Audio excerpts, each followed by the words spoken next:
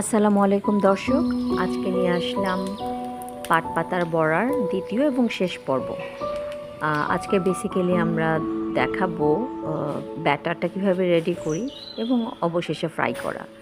So দেখতেই পাচ্ছেন একটা বাটিতে আমি বেসনের গুঁড়া নিয়ে নিয়েছি 2-3 চামচ স্পুন, আর চামচটা আসলে ডালের চামচ, ডাল বাড়ি যেটা দিয়ে সেটা। এর পরপরই অ্যাড করে দিলাম চালের গুঁড়া পরিমাণ মতো। ডেফিনেটলি পরিমাণটা বেসনের মতো হবে না, অলমোস্ট 2 চা চামচের মতো নিতে পারেন। এরপরে দিয়ে দিব কালো জিরা। কালো জিরাটা কিন্তু একটা এক্সট্রা ফ্লেভার নিয়ে আসে পাট পাতার বড়ায়, যখন তেলে পড়ে সুন্দর একটা ফ্লেভার আসে। আর দিয়ে দিয়েছি আস্ত জিরা। এর সাথে পড়বে 1 চা চামচ হলুদ গুঁড়ো,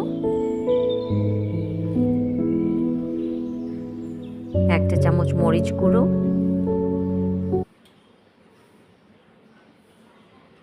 চিনি একটু মিষ্টি মিষ্টি লাগবে, খুবই স্লাইট, আর পরিমাণ মতো লবণ।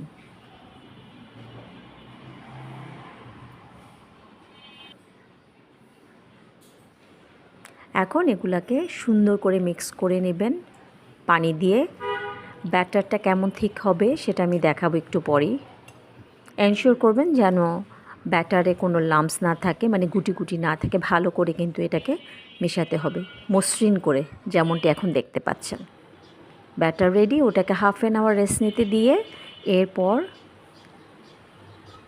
কড়াইতে তেল দিবেন, এবং তেল দিয়ে আমি যে ভিজিয়ে রেখেছিলাম সেটা পানি থেকে তুলে কিন্তু ছাঁকনিতে রাখতে হবে পানিটা ঝরে যাওয়ার জন্য। এরপর ব্যাটারে ভালো করে মিক্স করে এপাশ ওপাশ গড়িয়ে নেবেন। পাতা কিন্তু কয়েকটা একসাথে নিতে হবে, তাহলে একটা বড় টাইপের একটা বড়া হবে পাট পাতা পর, যেমনটা দেখতে পাচ্ছেন। আমি কিন্তু অনেকগুলো পাতার ডাঁটা একসাথে নিয়েছি, নিয়ে একটা বড়া বানিয়েছি।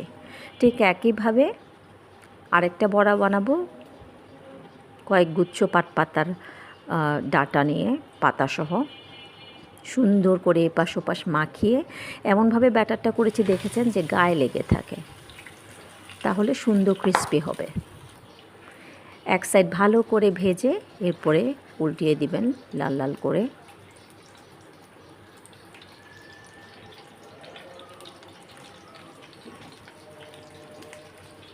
এরপর অপর পাশটা হতে দিবেন সুন্দর করে, একটু লাল লাল করে, যেমনটি দেখতে পাচ্ছেন। দুটাই অলমোস্ট হয়ে গিয়েছে।